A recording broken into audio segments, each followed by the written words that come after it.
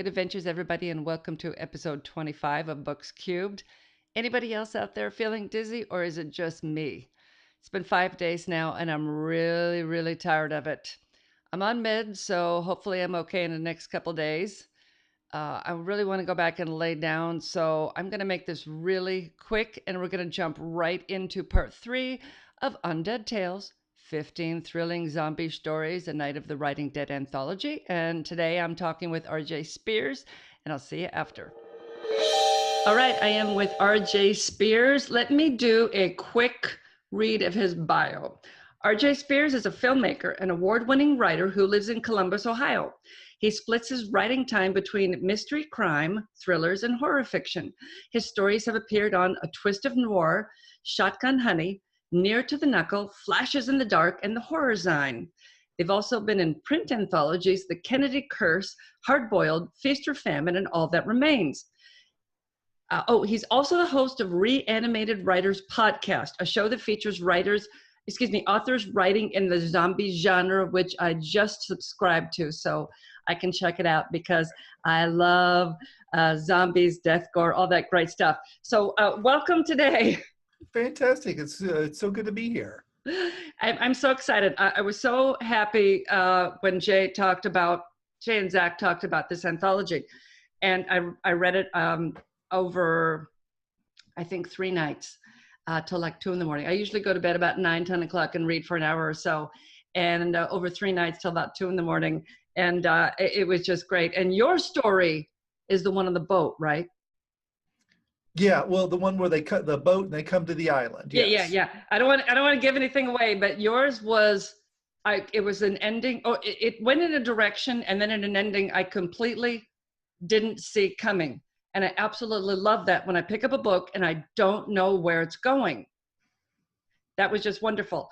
So let's start. Oh, did you want to read a little bit from it? A couple paragraphs? I think I talked about this is I don't like to read my stuff, and I'm sorry. I've just and I think it comes from in college. I was an actor, and I wasn't very good at it. And a few of my friends wanted to cast me in short films, and I watched myself on camera, and I am so self-conscious. I would actually prefer not to do that. No, that's fine. That's fine. We've had a couple other people read from their snippets for last week's show, and I'll probably start this show with a little snippet from Alex's that he read last week. Okay, fantastic. Yeah, but I think it's one of the first stories in the book, right? There's one before mine by M.A. Robbins, and then mine. Yeah. Okay. So you'll just have to grab the book to read it, but I highly recommend it. Like I highly recommend the whole book. So let's start with talking about being in Philadelphia with 25 authors. And what was that experience like, putting together this world that you're all going to write in?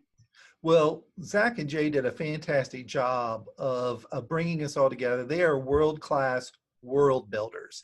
And they just really facilitated an entire conversation in which we all participated. It wasn't them telling us the rules. We all participated. We all gave input. Our zombies should be slow, but they should do this. And how far are we into the devastation? We're this far in. And we made up a lot of the rules, and we all tried to play by those rules. I mean, I stretched mine a little bit by putting my story well after like the event. And so that for me was sort of interesting, but we got to pitch our stories right there at the event. We stood up in front of everybody and pitched our stories, and no one gave me a thumbs down, so I went for it. Oh, nice. Now, did you know what you possibly might write about before you all stood up to pitch, or did you just make things up on the spot? This is a story that's been in my mind for a long time, and it happened to fit. And then since they didn't want to clamp down on creativity, they accepted the pitch. They actually been like encouraging me to go in a different direction. Like, oh, this Rainey, I think you'd be great for this. Oh, I think you'd be great for that. But I pitched this. They liked it, and I guess they liked it enough to put it to be number 2 in the anthology. So it was one of my favorite stories in the book. Well, thank you. It really was. Yeah, it's. Most of them had a satisfying conclusion, and I didn't feel like I needed more from the stories. Lori's was one that I told her I need one, if not three books based on those characters. Yours was another one where I would have liked to have gone back some before it started and maybe gone forward some, because I think there's a way that you could get out of what you wrote as the ending to continue the story on. I don't want to give anything away. Have Well, you thought about maybe revisiting that? And well, if you really want to know, one of the reasons I wrote it is that this is going to be, I'm writing a series of interconnected short stories called Zombie Incorporated. And the doctor in The Relic, the story The Relic, continues forward, and the story jumps about 2 years and picks up with Zombie Incorporated #1. And he appears in every story. There are 4 of those out right now. So that would be number 0. That would be story 0. The Relic is excuse me. story 0. And then I have to look at my Amazon page really quickly. I need to make sure. I think there are 4 of those. Let me just, I'm almost positive there are. The first one's called Zombie Incorporated First Mission. Yeah, there are 4 of those. The last one is called Zombie Dead Drop. And they're self-contained stories, but they're continuing a pair of characters and situations. I don't want to give too much of it away, but let's just say that the tagline for the series is Undead Terrors, Undead Weapons. Ooh. So they're available on Amazon now at fine retailers. Well, I'll put the links in the show notes. I Sure. saw when I was looking at your page, you have so many great books, and you write not only in horror, but you write in other genres too. Yeah, and originally I wasn't going to be a zombie writer. I was going to write two-fisted noir, PI fiction, private eye fiction. And I wrote a book started in 1999, 8 years later, finished it, got it to beta readers, got bruised and beaten. So I licked my wounds by writing a vampire story that got picked up by the horror zine. Got a lot of really positive feedback. One of my best experiences working with an editor of an online magazine, because she's very, very good and very critical constructively, and really improved my story. So my wife and I, my genesis into zombies was this. My wife and I went to a conference in San Antonio. 2 blocks from our hotel is the Alamo. She says, we should visit there. So we go over and visit. Actually, may sound corny, but I was really moved by it. But she came out of it and she said, why don't you write a story with people being trapped inside the Alamo when it's surrounded by zombies during the zombie apocalypse? And that became the genesis for my story called Forget the Alamo, which is my earliest series. I got to turn my heater off.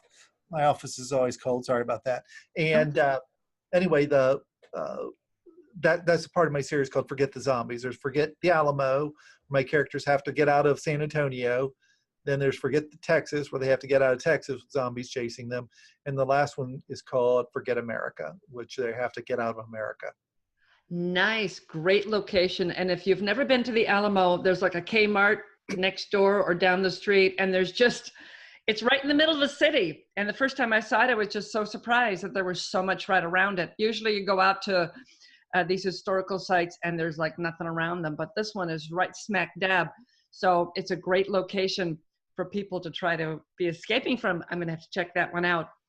So you've been writing, when I was looking at your books, I saw that your Sanctuary series, which has 8 books in it, you've started publishing that in 2017 and you've got 8 books out already. Well, there's a story to that. And I have to be completely honest. I was with a small press, and I actually published that book in 2013 or 14, the first book. And what happened was I worked with them and I released a book every 7 or 8 months because I was still learning how to do things. And I was with them and I had a 3-year contract. And at the end of 3 years, so it must have been 2014, we just decided to part ways. And they gave me my books back. Nice. I reworked them, did new covers. So Sanctuary from the Dead, which is a part of the Books of the Dead series, I released it in October of 2017. November, I released Lord of the Dead, book 2, and then I released book 3, Dead Man's Land, in December. And since then, I've been releasing those other the sequels, if you want to call it, the rest in the series. There are 8 books in the series. The 8th book is I'm doing a spinoff series because the series got so big. It was an ensemble of characters, and they got separated in geography by 100 miles that they're never going to touch each other ever again. And so or at least not in the foreseeable future. So I didn't want to have these 2 stories that they didn't touch each other at all. So I'm taking 2 sets of characters, and I'm in the first book there's 1 set, in the second book the second, and the end of the second book, which I am very close to finishing, they're coming together, and then that'll broil on for at least 2 more books. And then I'm going to continue work on the other series because I've already got an outline for book 8 in Books of the Dead, which will end up being book 10 in the series. So it's just something. This year is a busy year for me. It is, and it's not just the zombie. I saw that. How many books have you published? Because I kept scrolling. Well, I have. I mean, when you look on my Amazon page, it looks like I have. I mean, I have 11 books, but I have tons of short stories. And the reason I write short stories is primarily as a giveaway during launch events or during author takeovers on Facebook, because I'll bring fans in or readers in, and I want to give them something. So I'll give away Zombie Incorporated #1 or one of my zombie stories, Dangerous Games or The Last Zombie or whatever, and I'll give those away. I have a twin brother. So if you ever see anybody that looks like me and you wave at me and I look at you strange, it's not me, it's him. And if he hits you, it's definitely him. If he steals something from you, it's definitely him. No, I'm kidding. He came to me and said, "Oh, let's write a book together. It'd be fun." So we wrote a book called Ebola Cell. He pitched me the idea. So everybody's reacted to the pitch. The pitch is a terrorist with a suicide vest is a terrifying thing. A terrorist with Ebola wearing a suicide vest is an unimaginable horror. And so that was his story, that we would have these suicide, vest terrorists going into crowds of people and blowing themselves up. And so, Ooh, yeah. So did you guys write that together? yes, we did. Yes, it's released. It's on Amazon right now. And the couple mystery stories you see on there are stories that are set with the same character that's in that mystery I told you about earlier that has yet to be released. So, but I had these short stories that I wrote one, I wrote another, and I said, I might as well start releasing these just for the heck of it. When did you start writing? Did you always want to be a writer? Everybody asked me that question. The very first thing as a child I wanted to be was a paleontologist, because I was absolutely sure that in the city park right behind my house was a T-Rex that I was going to unearth with my trowel and little, pail bucket, but that passed, and I wanted to be a writer, and then I wanted to be a baseball player, and then I went to film school, and I wanted to be a filmmaker or a theater director, and life just got in the way. Got married, had kids, moved around. But I've always written off and on. My wife has always been very supportive of me, giving her short stories. Oh, you really whatever. So let me do this. So I published my first short story in 2012. It was a crime story called Homeschooling, about a dad taking his kid around, and you think it's really innocent. He's really teaching the kid how to rob houses. So. Oh, I like that. I like that. So that was your first one in 2012. Yeah. So you'd always wanted to be a writer, then you published in 2012. Now, when you come to your second book, everything you thought about being a writer that you applied to the first book, what changed after you published that first one as you went on to your second book? Well, what it's interesting. What I tell writers is, if you start on anything, finish it. Because finishing something finishes it, teaches you that you can. It says, oh, I know how to finish a book.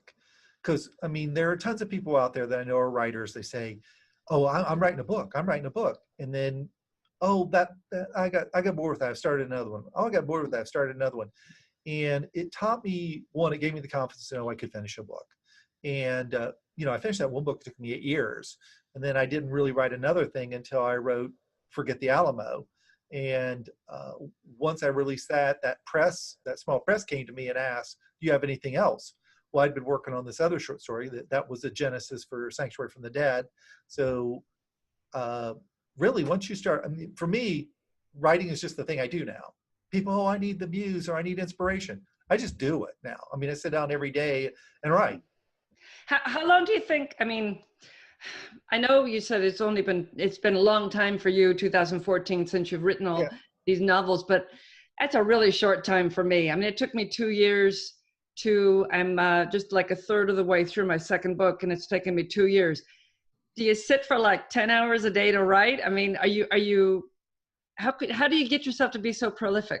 Well, I mean, I write every day, but I have a very demanding day job. I mean, it can be, 45, 50, sometimes 60 hours a week. But every day I sit down and write. And the secret, the Chris Fox sprint method is the secret, is you find 20 minutes here, you find 20 minutes there. Now, for a long time, I mean, this is just my secret was I had to be at work early because I had my daughter at the bus stop at 6:30, no, 6:24 in the morning. So I just came in and I wrote until work started, and then I would write over lunch. So I would get an hour and a half to 2 hours in every day. Her bus schedule's changed, so now I get lunch hour, and I'm doing night writing, which I never thought I would do.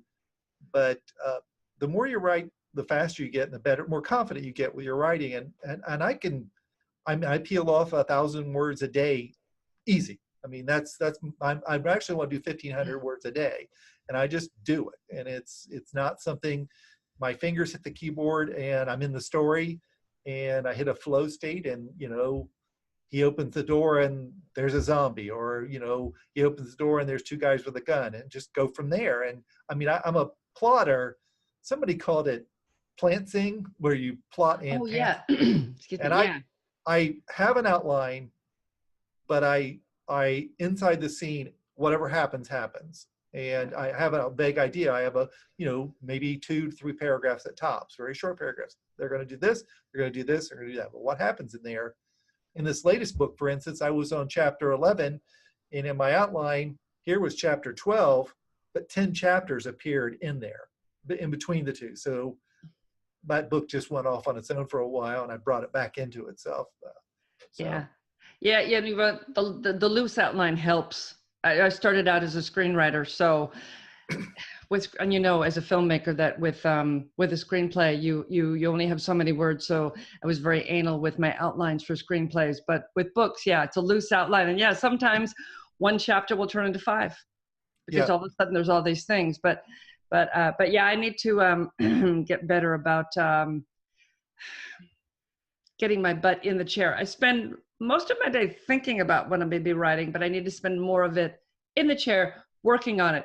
So, what do you prefer? I mean, you've got, like you said, you've got the mysteries and thrillers, and you've got the zombies. Sounds like you got more of the zombie stories.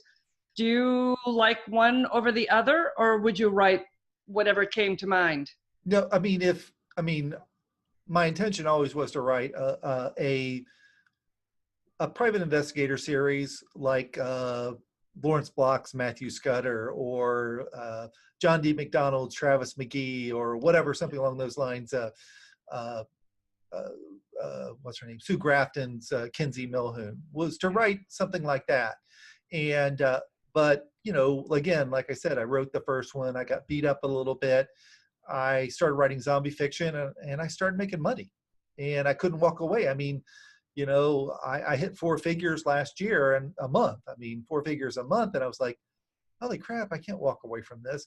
I mean, eventually, I'm not sure I ever will. I mean, I have my Forget the Zombie series is an incredibly fun book, and I mean, I'll be the first one to say, it's fairly shallow. I mean, it's just adventure. That's all it is. I love the main character. I love the little love interest thing I put in there, but it's just a romp. That's all it is. I mean, there's not a lot of depth. The Books of the Dead, was starting with Sanctuary of the Dead, has an underpinning to it that I really enjoy working in, and I like the main character a lot. Uh, I got, I said book 8 is outlined. I have a tentative idea for book 9. I have no idea what's going to happen to book 10, and I don't know how I'm going to make it work, but I'm going to. And then where I go from there, I don't know. I mean, I have lots of grand schemes, but ultimately, like I said, I work a full-time job. One day I'm going to quit this job, and there will be a series of PI novels. They will happen. I mean, I've just guaranteed that. So. Oh, it will. I mean, the more books you get out there, the more money you're going to make. And I heard somebody say once, the number of books has nothing to do with how much money you make. And I thought, you're an idiot. Of course it does. Now, if they're well written, that has everything to do with it. If you write a lot of books that aren't well written, you're not going to make any money. Now, you write in very, excuse me, distinct genres. In the thriller genre or the zombie genre, there are just certain things, tropes that have to happen that the readers expect.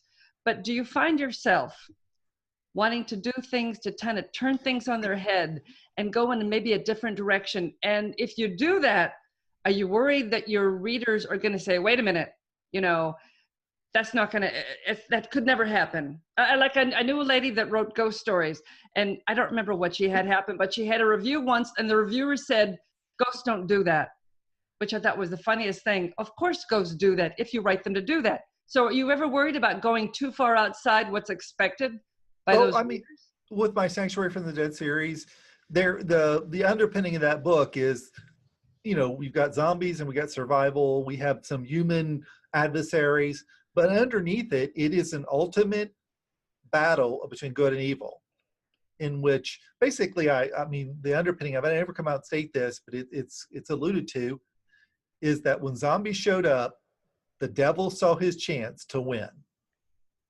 Okay. And he's going to use zombies to win. And he is manipulating things, but there are rules. There are rules that the devil and God have to play by.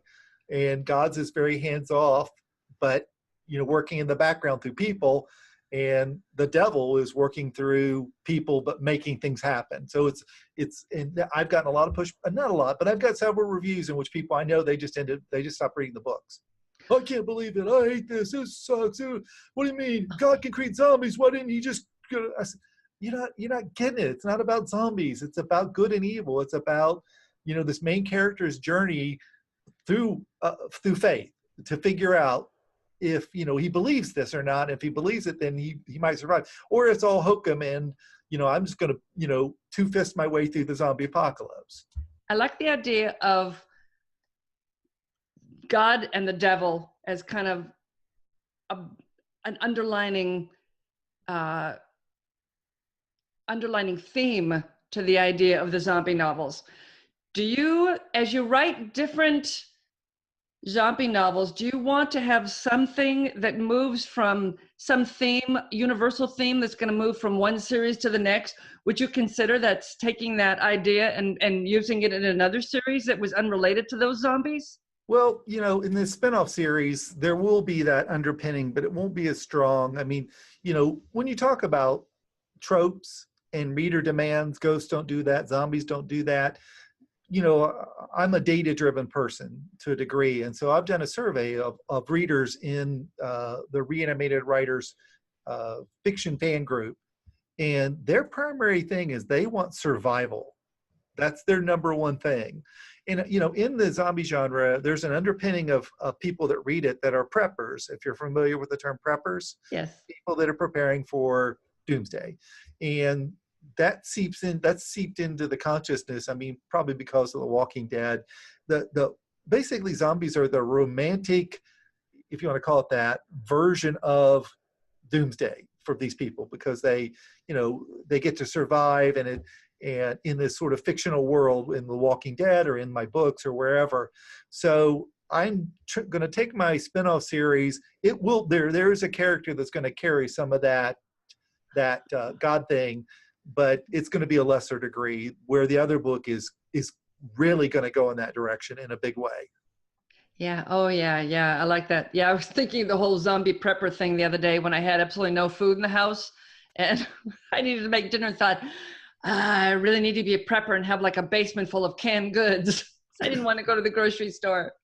So 2014, was that the first time actually published anything? No. I mean, my very first published work was, I'd have to go back and look, but it's some short stories. I don't know if it was a zombie short story or, I was playing out with mystery and crime, and I wrote these flash stories for a couple websites. One's called Shotgun Honey, and your stories have to be 700 words. Oh my God. And I was on a couple others, and I did those, and you've piqued my curiosity. My very first thing I published was a collection of those short stories called Flash Flash Bang Bang, 7 of them, Oh, and they great were title. Great 7 flash title. stories. And so they're just little 700 or less than 1,000 word crime pieces, and I put that out. And then I did a short story called The Exhibit, and then I did a really long story that had been in my head. If you've ever had a story in your head for a long time, it's called Shutterbug, and it's about this, and it's set in 1999, and it's about before digital photography came on, and this photographer who's a true shutterbug and really into old cameras, good cameras, comes across this camera that he gets, and he takes pictures, and it takes pictures of things that are going to happen, Oh, bad things. And so it starts off with something small and gets bigger and bigger and bigger. And it has when I was writing it, I said, if I do this one thing, this is going to have the best twist ending ever. So you guys will have to, anybody watching this interview, Shutterbug, it's a long, short story, but the twist on the end is worth it. Is I it, usually don't, yeah, does go it ahead. stand alone or is it in a novel? Is it No, in completely standalone. It's about a 9,000 word short story, and it's a story that was in my head for years. I mean, just bouncing around, those are the best stories, the ones that come back. And, as I said about the story that's in the anthology, that one had been in my head for a while, and I really want to write it. And the ending that you see is not the ending I had when I originally envisioned it. I thought, this would be the perfect ending. I mean, that's my ending is very macabre. It's very, Yeah, it was good. And like I said, I don't want to say anything about it, but it went in a direction I completely unexpected. And it was it was not something I was usually, I mean, I'm pretty good at sitting down and figuring out where something is going to go. But that one, I had no idea what direction we were going. And that made it even more fun, even more fun. So if you could go back, boy, I have all kinds for myself here. You could go back, what would you say to your younger self to try to get you better into a frame of mind of getting these books out faster, better, sooner? What kind of yeah. advice would you give yourself? Well, it was funny at the Pittsburgh conference that was the genesis for the anthology. They asked me that I was on this panel, and they asked, what would, everybody was asking on the panel, what would you do differently? I said, I would be 10 years younger. I would be 10 years younger. When we figure that out, I probably don't need to worry about writing, but no, I mean, I would have started earlier. I wouldn't have waited until whatever. I'm X years old, and I wish I'd started at least 10 years earlier. But the one problem, obviously you can't do anything about that. You start where you are. And I I'm just trying to start where I am and be prolific and get books out. And but I couldn't have started much earlier, because it was the self-publishing revolution that allowed me to do this. Because I mean, honestly, don't think I would have written if I would have had to send out 200 query letters to learn that no one likes me anyway. Yeah, I started as a literary agent, and it was just, and back in 93, I mean, I was desperate to try to figure out a way to self-publish, indie publish. We called it self-publishing then, and people still frown on that. To figure out a way to get these writers, because I represented some amazing writers, starting to figure out a way to get their books out there for people to read and bypass New York, because it was just a pain dealing with them. And I actually absolutely hated being an agent. And it kept me for years not writing myself after I left in 2000, because there was no other way. Like you said, there was no other way to get the stuff out there unless you went with small presses, and most small presses only publish 2 or 3 books a year, and they already have a list of people they want to deal with. They don't want anybody new. So it was, once the technology, what was it, 2010 when the Kindle came out? Yeah, I think 2009, 2010, and it started rolling about 2011, 2012. And Yeah. I mean, that's when I wish I would have paid attention, because I wrote that one book that from 1999 to 2007, 8 years to finish that first book. I'd actually written one before, but it's unmentionable. So it's an unspeakable thing. So I won't speak of it. But anyway, it took me 8 years to do that. And I wasn't paying attention. Then I came across J.A. Conrath's blog. And I said, what is this thing he's talking about, this self-publishing thing? Well, it took me a year and a half to figure out, oh, that's what that is. And yeah, I just took off. I mean, I am making up for lost time. That's why, I mean, you say, look, I'll release 6 books this year if I have my way. And I released 4 last year. And I want to just, I've got too many stories. I want to do this, and I want to be good/successful at it. Yeah, and you want to quit your day job, which so many want to do. And it's a matter of getting enough books out there, finding the time and getting them out there. Yeah. It's the Kindle was just the best thing that ever happened to writing. I really wish that Barnes and Noble had jumped on the ball sooner and gone in full steam, because they would be competitors, but they just don't seem like they know what they're doing or are interested in. And then the Nook never took off, and it died out. They completely blew it, really. Honestly, yeah. They had their feet in 2 worlds, and they really just had their toe in the self-publishing world, and they didn't manage it well. I mean, it is shocking. I'm a big fan of the Sell More Book Show podcast with Jim Cockrell and Brian Cohen. And, Jim is constantly saying, Google, step in here, do this. Apple, really do this, but they won't. I mean, if somebody would come out, especially Google, here's my Android phone. Here is my Android phone. There are more of these in the world than iPhones. If they would say, oh, we're serious about this, Amazon would have a run for its money. I mean, it would take a while, because they've got the foothold. They have a massive foothold. I mean, gorilla. Yeah, and he was talking the other day about how Google needs to have books show up in search options.